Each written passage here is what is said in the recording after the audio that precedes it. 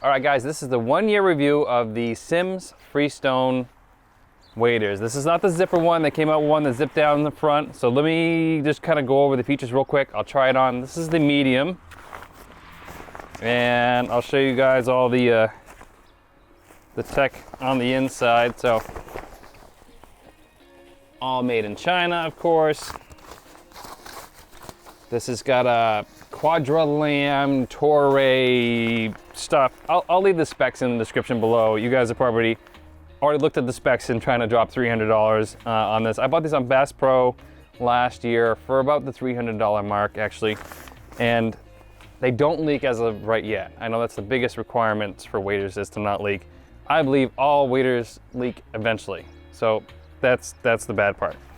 That's my personal opinion. They are way more rugged than another brand that was around $150 to $200. So they have a lot more layers on them. They have the built-in gravel guards, and they have the neoprene stocking feet on each side. They actually keep you pretty warm. They're actually nicely sealed and taped. The gravel guards work really well. They have the little hook in the front to grab a hold of your boot. I normally pair these with buckskin corker boots, which I'm not going to wear now just for the review purposes. But so I've had them for a year. I got lots of miles on them, even though it doesn't look like it, and that's kind of the point. They're very rugged. My last pair, I felt like if I was banging through the bush, I was going to rip them open. So these aren't like that. So they have a nice zippered, semi-waterproof pocket in the front, and I can show you guys that zipper real quick. We have a little felt drying patch here for your flies. I normally have camera gear on and everything, so I don't normally use this pocket.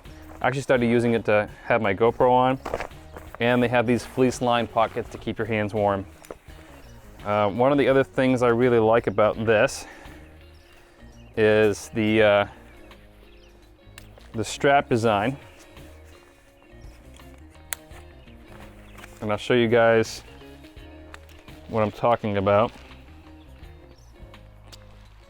So if you look on that right there, so those two are different and those two are different. So that basically means you can't cross strap your strap. So usually you can feel that anyways.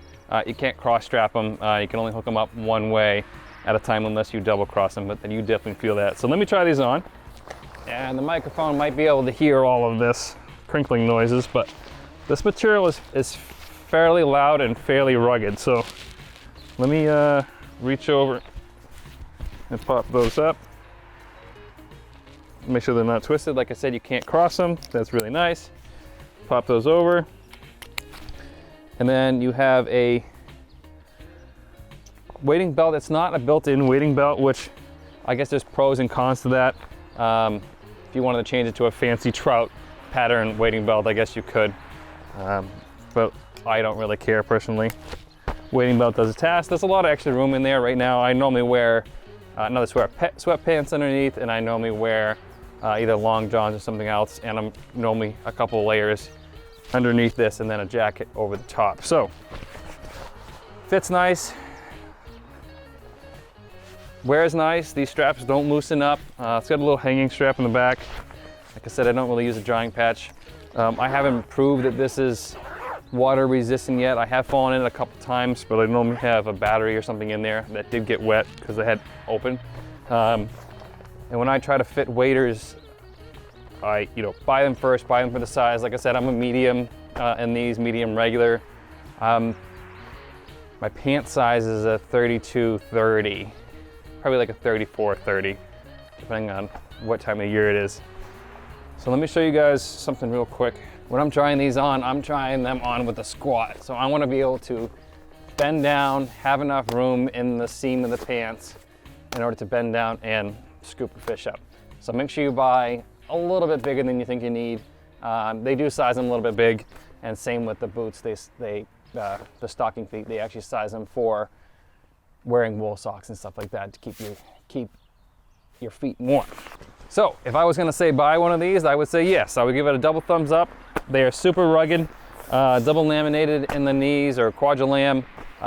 Material is kind of loud and kind of crinkly, and it's not very flexible, especially on cold winter days, but they haven't leaked. It's been 1 year.